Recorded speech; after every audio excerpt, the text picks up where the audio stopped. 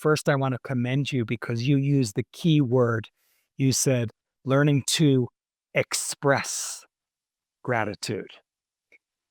Everybody feels gratitude, reactive gratitude, but it's expressing the gratitude. That's the key to all of this. Person gets a letter in the mail when you've expressed gratitude to them for their place in your life.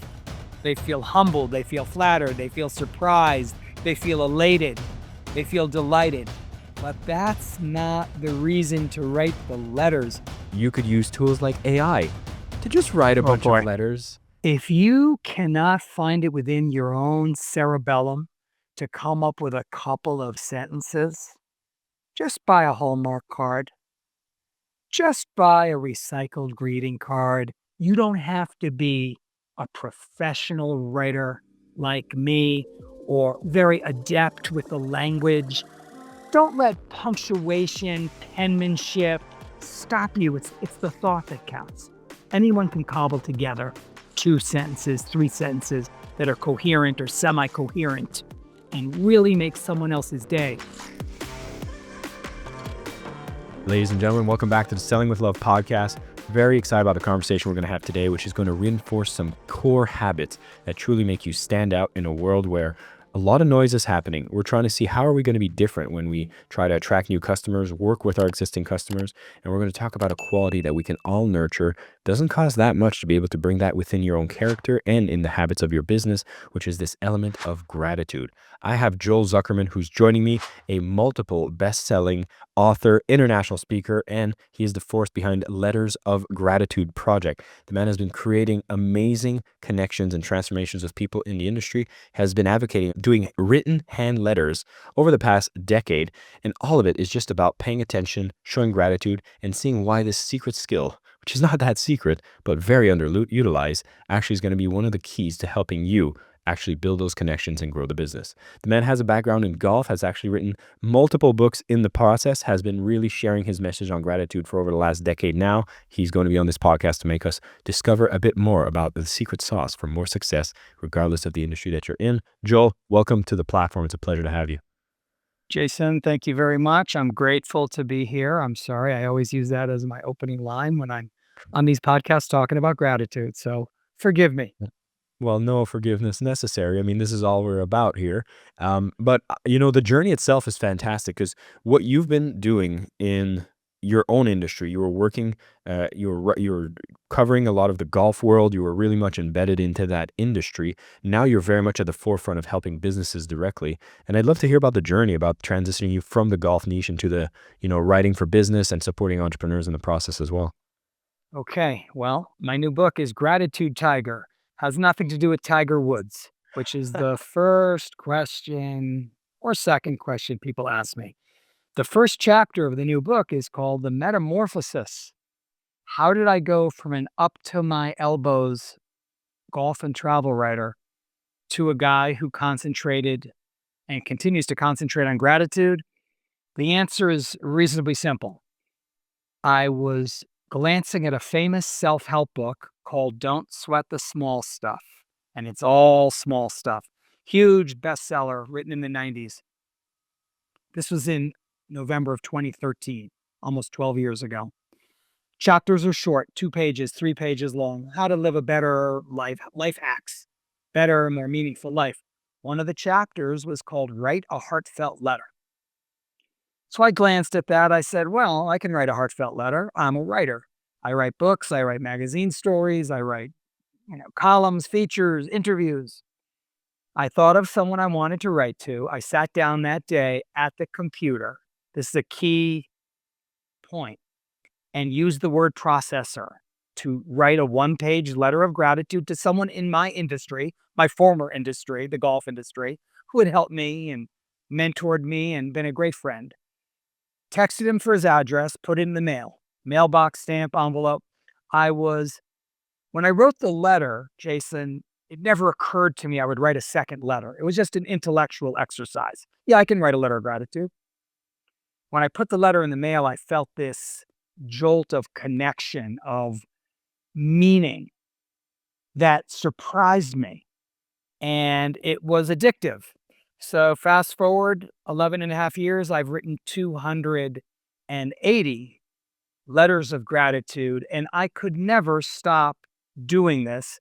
This is, I guess it's my last act. I've had various careers, but speaking about what I call proactive or fierce gratitude, and I write the book Gratitude Tiger to support my speaking, is really the last professional endeavor.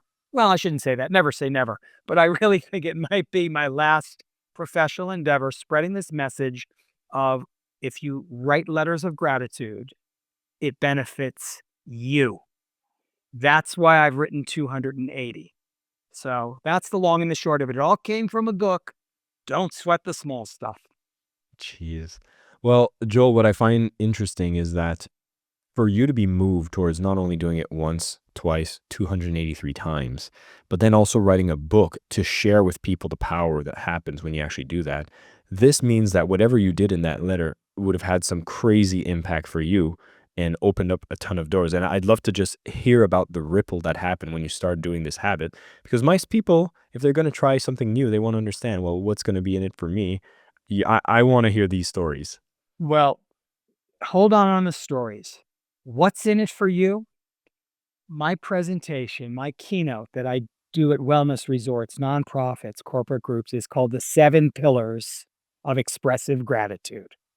Pillar number 1, to answer your question, what's in it for you? Pillar number 1, Jason, is writing letters of gratitude makes you, the letter writer, feel good. Pillar number 2 is it makes the recipient feel good, which is obvious. Person gets a letter in the mail when you've expressed gratitude to them for their place in your life. They feel humbled, they feel flattered, they feel surprised, they feel elated, they feel delighted. But that's not the reason to write the letters. The person receiving the letter is experiencing what I call collateral joy. You write the letters for yourself. That's the message of Gratitude Tiger. And if I can sum it up for you in 10 words, Gratitude Tiger is not the Oxford English Dictionary, my new book. It's only 160 pages. I stand up and do 45 minutes that make people laugh and think and sometimes tear up. But the book and the keynote come down to 10 words. Write letters of gratitude. It will make you feel good. That's it. I've once heard somebody say that gratitude is the granddaddy of personal growth. I thought that was a All great right, I'm gonna take expression. that. I'm gonna take that. Thank you very much. There's no copyright on it, but it's like when for everything I've done in personal growth, whether that's forgiveness, mindfulness, all of the different things, finding connection, getting into higher states, the one thing that's always coming in common from every single person in personal growth is that the single most powerful thing you can do is express gratitude. But it's not like someone who's trying to do a shortcut, just saying like, yeah, okay, a letter's interesting, but I'll just spend some time thinking about gratitude, or I could just send a text message or an email. There's something particular about the letter here, and I want you to elaborate on why. I will, but first I want to commend you because you used the key word. You said learning to express gratitude. Everybody feels gratitude, reactive gratitude. Benign medical diagnosis. I was worried about that spot on my shoulder. Oh, it's nothing. Oh, I'm so grateful. Kid becomes captain of the team. You're grateful. Highway is gridlocked, but you're going the other direction. You're grateful. That's reactive gratitude. Everyone feels it. Proactive or expressive gratitude is what I am all about, and obviously what you're all about. Because one of my favorite expressions besides gratitude is my new favorite expression. Gratitude is the granddaddy of personal growth. Is that it? Yeah. One of my favorite expressions comes from the great American author Gertrude Stein, who said, "Silent gratitude isn't much use to anybody." In other words, we all feel gratitude occasionally. The pump opens up in front of you at the gas station as you pull in. You see an old buddy at the hardware store. Oh, I'm grateful to see you. but it's expressing the gratitude. That's the difference. That's the key to all of this. And my jam is letter writing. And I'm a professional writer, right? 10 books and 1,000 magazine articles, but you can show deep gratitude. There's a chapter in Gratitude Tiger called 7 Paragraphs, 7 Sentences, 7 Words. And what I do in 7 paragraphs, anyone can do in 7 sentences and even 7 words. In a work setting, and I know you have a lot of business people in your audience, you want to blow someone's hair back, send that. It doesn't have to be written. You can text, Slack, inter-office communication. You are the cog in the machine. Just send that along to someone on your team. This department would not run without you. You are the best hire we've made. Takes no time, can take a tremendous amount of thought. You will knock someone's socks off. You will make them feel valued, seen, appreciated. Jason, my whole thing is I'm a very creative person, and my letters of gratitude are extremely creative. And by the way, one of the 7 pillars of expressive gratitude is it's a creative process, and we all need more creativity. But you don't have to wax rhapsodic for 7 paragraphs. You can do it much more succinctly. And as I'm showing you just now, even in 7 words. And let me give you a couple of examples on a personal level. I just gave you 3 examples in the business setting. If you are one who's pressed for time, who, you're kind of a strong silent type, don't wear your heart on your sleeve. You want to share deep thoughts with your daughter, your son, your wife. You are the finest child imaginable. I love you to the moon and back. What a tremendous decision marrying you has been. All of them might not be 7 words. Some of those might have been 9 words. I apologize. But the point is you can really make an impact in such little time. I choose to write long expository. All my letters of gratitude are on the word processor, 1 page. I hate to show my age. Typewritten 1-page letters. Why is this? First of all, it saves people from having to read my objectionable handwriting. But much more importantly, it shows me who I wrote to, when, and what I said.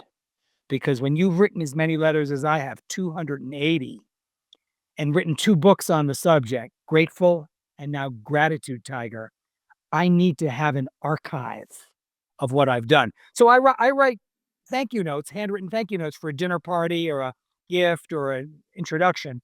But a letter of gratitude is a little bit more formal. And that's why I can tell you who I wrote to in 2014, what I said to whoever in 2019. So that's how I do it. And any expression of gratitude is great. This is just what I do, and this is what I encourage people in my audiences and people reading Gratitude Tagger to also consider doing. Joe, what amazes me is that it's pretty clear. Like for somebody who's sitting and listening to this, there's a sense of like, okay, obviously this is gonna work. Obviously, I know how I feel when and maybe it's just me, but it feels very obvious to me. But what isn't so obvious is why we don't do it. Like, why isn't this a de facto? We're hearing things about everyone's feeling underappreciated. There's stress and anxiety in the workplace. People can't trust each other. We're not seeing that we can establish good relationships with new clients and stand out. And we're talking about something, it's not rocket science. We're not talking about the most high-tech stuff. We're talking about taking a moment of presence, writing a letter, taking some moments to write a text. But it's not being done by de facto, even as we speak here about all the benefits that happen to you and the, what did you call it? The The collateral re the benefits that rec happens to the the people. collateral joy to the recipient. So Yeah. Jason, I know your podcast is business oriented. So let me give you a little meat to chew on. I speak about gratitude in the workplace because I have to. Because I am looking for corporate gigs. When I speak at wellness resorts, where women predominantly are spending thousands a day to improve their lives, I might not necessarily talk about gratitude in the workplace that much. But corporate settings, nonprofit settings, I do. More than half of the workers in America these days are millennials and Gen Z. That number grows every day as baby boomers retire. According to Gallup polling, the number one concern of Gen Z and millennial workers is being seen, valued, and appreciated.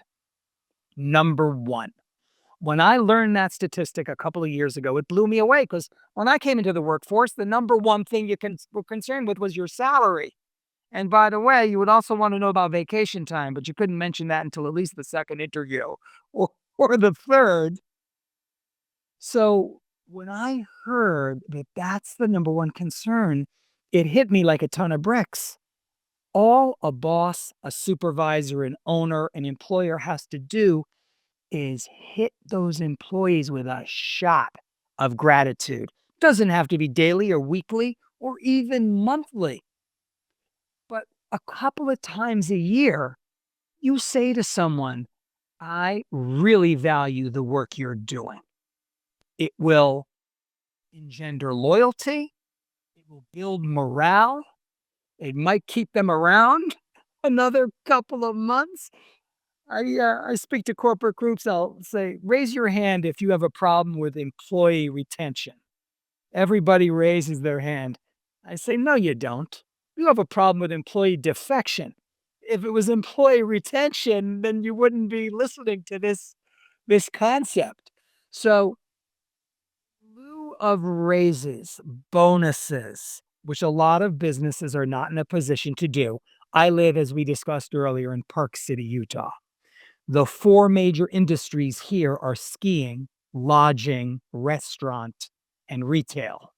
None of those industries are known for 50% year over year raises.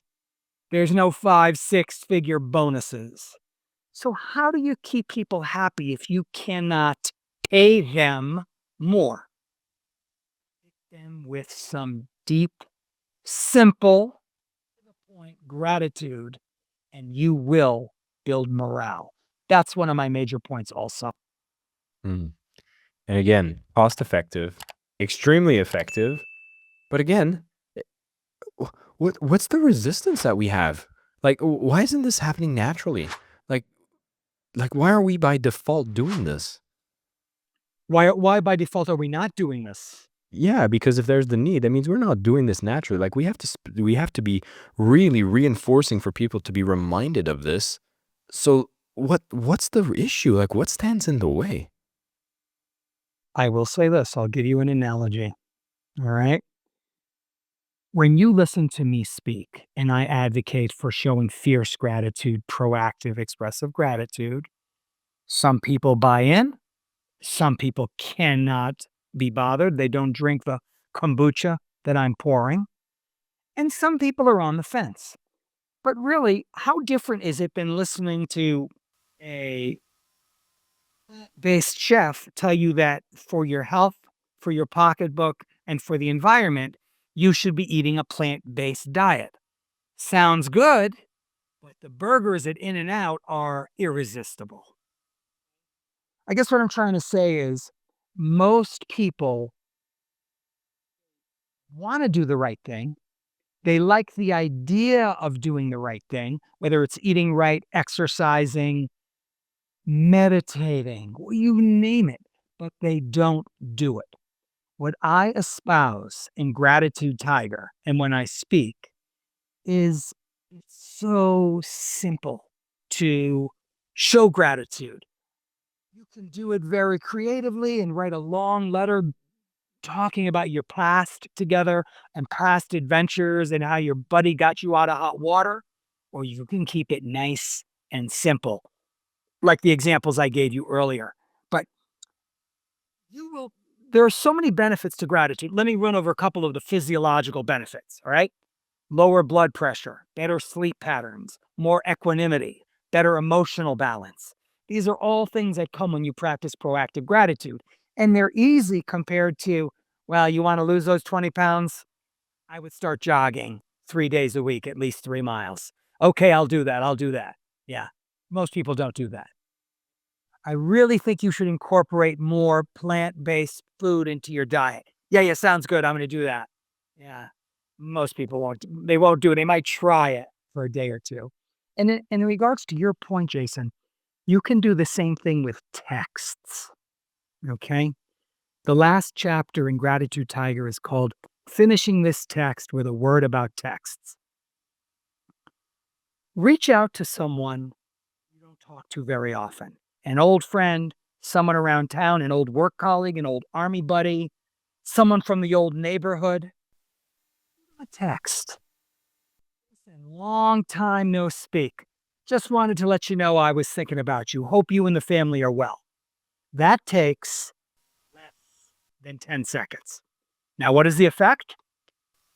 First of all, Jason, the guy I just texted, forced to think about me. He is forced to think about me because he just got a text from me. He hasn't heard from me in 4 years. He will either respond to the text or sleeping dogs lie. That relationship is in the past. Or block, what's the worst? What's the worst that can happen? They block you, they ignore you. The act of reaching out will make you feel better. Doesn't have to be a letter of gratitude. Doesn't even have to be 7 words of gratitude. If you text someone to say, hello, how are you? You crossed my mind. I saw our old favorite TV show. Made me think of you. Wonderful way to communicate. All of these things make you feel better. That's the gist of this. I'm not Mother Teresa. I'm not the Dalai Lama. I'm out here to better myself, to make myself feel better. And texting the occasional old buddy, army buddy, college buddy, sports buddy, work buddy, or in my case, writing letters makes me feel good. That's the message. It's one of the reasons I really want to spend some time talking about this because there's a ritual I do every year, which is making the list of all the people I wanted to think about. And or in the Christmas time is always when I reach out, just saying, "Hey, holidays, thinking about you," and the kinds of responses I've gotten, the ways that it keeps me fresh into their mind, the types of contracts that come my way, just because now that I was in the front of their mind, that they just decide, "Oh, I had this event happening. We were looking for a host or a speaker. We'd love to put you on." Just comes from doing these outreach. So this is why for everybody else listening, like these are very tangible actions that require the least amount of effort with the highest amount of ROI. And it's not that you're going out there with the intent of ROI, but it just comes so easily, which is why this is such a fascinating thing. It makes you feel so good. But I might want to touch on a part where is there a way you can do it in a wrong way? And I would preface with, I find that every activity, the amount of heart and energy you put into it, will kind of resonate through it. And there's a part that could imagine how you could use tools like AI to just write a Oh bunch of boy. letters.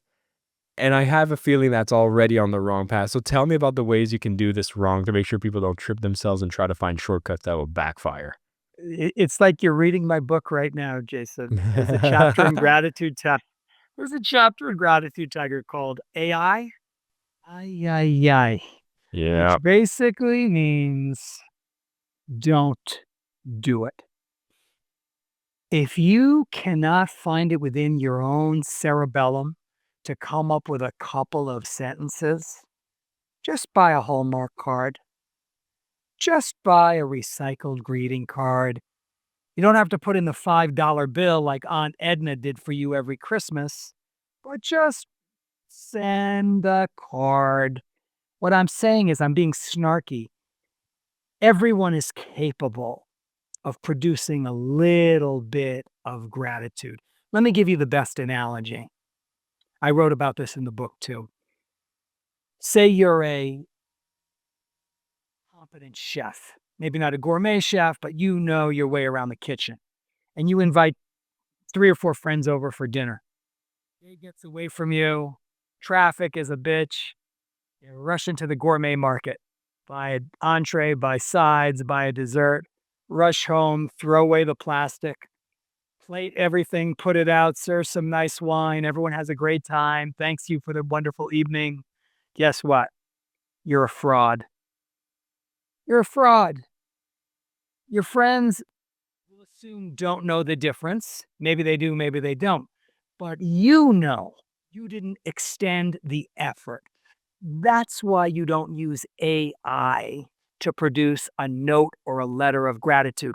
If you are super stultified, don't have an original thought, are tongue tied, and let's face it, many, many, many people are, can you consult AI or ChatGPT for a jumping off point? I guess so. But everyone is capable of putting together a few coherent or semi coherent thoughts to share with someone to whom they feel grateful. So, yeah, I'm showing my age. You and I have already talked about my lack of tech savvy, but I don't think that there's a place for AI when you are trying to show sincere gratitude. Yeah. Yeah. That It's that's just me. Oh, it's not just you. I mean, I actually wrote an email to my list, which talked about how I've done it. I'm guilty. I've written emails with AI and sent it over to my list. And what was fascinating is the amount of energy I put into sending that out brought back the amount of energy from it, which was none. There was no engagement. There was no sales. It was soulless. And I find that the world's going towards this more and more soulless, disconnected place. And what you're sharing here about just taking it's God. We're not telling people to write a whole book here. We're telling you to just take a little spoonful of giving a shit, you know? And to be honest, it's a rare thing right now. Let me bring you back to pillar number one. Writing letters of gratitude makes you feel good. If you use AI, where's the good feeling? Pillar number two will be in play. It makes the recipient feel good, but that's why pillar number two is pillar number two. Pillar number one is writing letters or notes makes you feel good. There's no feel good factor with AI. So if you don't mind, let me briefly run over the 7 pillars of expressive gratitude. I do 45 minutes and tell people about this journey and all the wonderful things that gratitude can do for you, but I culminate every presentation with the 7 pillars. Pillar number 1, we've gone over it. Writing letters of gratitude makes you feel good. Pillar number 2 makes the recipient feel good. Pillar number 3 makes the recipient feel good about you. No one's going to receive a letter of gratitude from you and their opinion of you is going to go down. Might not go up, it might stay the same, but they're going to get the letter and go, wow, that Jason, that Joel, isn't he? He's something. I never would have expected this from him. Number 3, it makes the recipient feel good about you. Pillar number 4, it's a creative process. I mentioned this earlier. Whether you write 7 words, 7 sentences, or 7 paragraphs, you're putting a little bit of creativity into it, which flies in the face of AI. Right? No creativity. Pillar number 5, it turns your focus outward. You're thinking about someone else. Most of us, 98 or more percent of us, are very self involved. What's in it for me? What's in it for my company, my family, my friend group? When you write a letter of gratitude, you're thinking about somebody else. Pillar number 6, the ripple effect. You receive a letter of gratitude in the mail from your old college roommate, blows you away. You think to yourself, I'm going to write my cousin. I haven't seen her since the last family reunion. That's the ripple effect. Super powerful. And 7, finally, and as important as anything else, the legacy effect. When you write a letter of gratitude, Jason, only 2 things can happen. You will die before the recipient does, or the recipient will die before you. Now, I've written 280 letters. I've lost about 15 or 18 people. The first thought I think of, the first thing that crosses my mind when I hear someone has died, I'm so glad I let them know how I felt about them when I wrote a letter of gratitude. So that is, long and short, the sum and substance of why writing letters of gratitude are so powerful, so profound. And I want to reiterate this, it can't be said enough. You don't have to be a professional writer like me or very, very adept with the language. Don't let punctuation, penmanship, lack of syntax stop you. It's the thought that counts. Anyone can cobble together 2 sentences, 3 sentences that are coherent or semi-coherent and really make someone else's day. But as importantly, make your own day. Make yourself feel good about yourself for doing this wonderful, selfless thing. Joel, I'm so grateful you went through all these pillars. And so everybody has a bit of a blueprint of what you share. And that last point really hits. I mean, you talk about some of the biggest regrets people have on their deathbed. And what you're doing is creating some healing and some purposeful and meaning for the life, which is here. We're just here to do some good to other people and make the world a little better. And I think what you're doing is creating such a powerful ripple. And I'm very, very glad that we're putting this work out there. And a lot of times I bring some people who speak of very abstract concepts that's hard to put your hands around and to put it into action. But what we're sharing here is very actionable, and I'm very, very grateful that we're doing something like that. Before I let you go, I want to poke at the tiger a little more because I know we're not talking about Tiger Woods, but I know Tiger Yes. stands for an interesting acronym, and I'd want for you to unpack that acronym so we understand what does the tiger have to do with gratitude. Very good. Tiger is an acronym. It means tapping into gratitude engenders rewards. Tapping into gratitude engenders rewards. It's a fancy way of saying it's better to give than to receive. When you are able to tap into all the things you have to be grateful around you, when you can spend 5 seconds 20 times a day being grateful for the moment you're in, it will engender rewards in your life. My jam, as I've made abundantly and tiresomely clear, is writing letters of gratitude. But thinking about gratitude, feeling gratitude, nodding, smiling, making an innocuous comment to the person in line next to you, it's all facets of gratitude.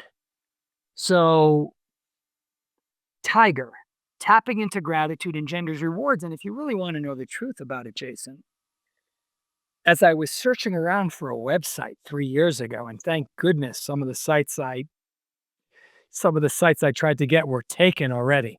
My career would have been stalled if I had been able to get gratitudedude.com or I'm sorry to admit I even looked at that or gra- gratefulaf.com. Thankfully taken. And I'm thinking, what can I do? What can I do? I had already come up with the acronym Tiger. I said to myself, there's no way gratitudetiger.com has been taken. Sure enough, wide open. And needless to say, I'm thrilled because it's catchy, it's weird, it's memorable. And I decided to name my book. And the publisher goes, Gratitude Tiger. It sounds like a kid's book. I said, you can make any suggestion you like, and I will be open minded, but I will not change the title of this book. It is going to be Gratitude Tiger. So that's the story of the acronym Tiger. I love it. Joel, there's one question I ask everybody on the shows. I ask in closing as well, so I'm going to ask you as well. First off, I will just say what you've shared here. We've talked about some business examples. We've seen how it can help in our personal life. But if there is one area that I can see this do some magic, it's in sales. For anybody who's writing a gratitude letter to a past client, to upcoming client, this is going to be the thing that makes you stand out from any competition if you're directly in sales. And so I can't stress enough how relevant what we've just talked about will be for you if you're trying to increase your sales as well. So now I'm going to ask you, Joel, since you're on the Selling with Love podcast, I'd love to ask you, what does selling with love mean to you? I am prepared for this answer. Not really, but I'm going to wing it right now. Earlier in our conversation, Jason, we talked about how bosses can empower their employees by showing gratitude. I'm going to close with how the worker bees, salespeople, underlings, eons. And maybe that was not politically correct. The worker bees can improve their position in life, become more likable. Okay. Harvard did a study with 4 archetypes of employees. The best is the lovable star. The worst is the incompetent jerk. The middle 2 are the lovable fool, competent jerk. Most bosses want to promote lovable fool and not promote the competent jerk. Why is that?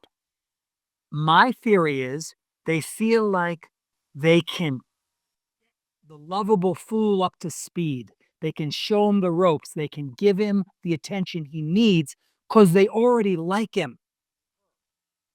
But the competent jerk might be able to do the job, but nobody wants to be around them. So if you, as an employee, want to be more likable, you are an introvert, you don't feel like working overtime, helping out your cubicle mate with a project, there's a shortcut to being likable. Say, I appreciate all you've done for me. Thank you for showing me this program. I didn't realize how to do that. Go out of your way, look someone in the eye and show gratitude. And that is a shortcut to being likable. And being likable will move you up in the organization. And by the way, I am so looking forward to doing that next time I speak in front of an audience because I speak from the boss's perspective. Oh, send them 7 words of gratitude, right? Whole other side of it. Lead to more likability, being more grateful. And that is advice for everyone on every level of the corporation. Joe, thank you so much for spending some time sharing the message of gratitude, and not just as an idea, but as an action. And I think that's one of the most powerful things that I want to leave everybody who's listening in right now, which is you're feeling inspired. You just heard us talk for over half an hour about this power of gratitude. And the thing that would break my heart the most is that no action is taken from this conversation. So please, if you've been inspired by this and you're trying to bring that benefit to yourself first, the pillar number 1, which is changing your own state, is this might be the fastest, most quick, direct way for you to do it. So please take at least one action to express that gratitude to someone in your circles, whether that's for professional goals, personal goals, whatever it may be. Just take a powerful action from this conversation. And if I can suggest a second action, I will say, go and grab a copy of Gratitude Tiger so you can get a copy for yourself. Really bake in these concepts into your lifestyle, because if you're trying to find the shortcut, the cheat code, the way to quickly have the world bend towards your will much easier, I promise you, this is going to be a book that'll be on your bookshelf that'll actually help you be reminded of the single skill that can unlock all the doors: gratitude. It cannot be understated. You've heard it here, and we're going to make sure to reinforce everyone to take at least one, even better, 2 actions from this conversation. Joel, it was an absolute pleasure having a conversation. Thank you again for coming to share, and thank you for spreading this message, which is so needed in a world where there's more isolation, separation, and lack of validation. The gratitude is the key, and we're going to be on force. I know for myself, I'll be taking that first action immediately. I really appreciate you having me on the show. Whatever comes of the book, the speaking, it doesn't really matter because I'm putting out something positive in the world. All you can do is control your own actions. What you asked earlier in the conversation, why don't people do this? Why don't they share? You and I can't control anyone but you and I. And I can't control you, and you can't control me. So all I'm doing with the books and the speaking and all the interviews I've been doing is putting out a concept that will help you. All you can hope is that people will take the advice and give it a try. As I said, I wrote a letter, never crossing my mind I would write a second letter. And now I've written 280. There we go. If you haven't written your first one yet, now we have an incentive to start, and I'm going to be picking up a copy of the book as well so I can have it on my shelf as well. Joel, thank you so much. It was an absolute pleasure speaking with you. Jason, thanks so much. It was great. I appreciate you. Thank you so much for listening to the Selling with Love podcast. We have some previous episodes you can tune into right here. And if you prefer the short form content where you get to the point in under 10 minutes, we do have a ton of clips from our best episodes that are being shared on this channel as well. So pick which one supports you the most. And of course, thank you for liking, subscribing, and of course, selling with love.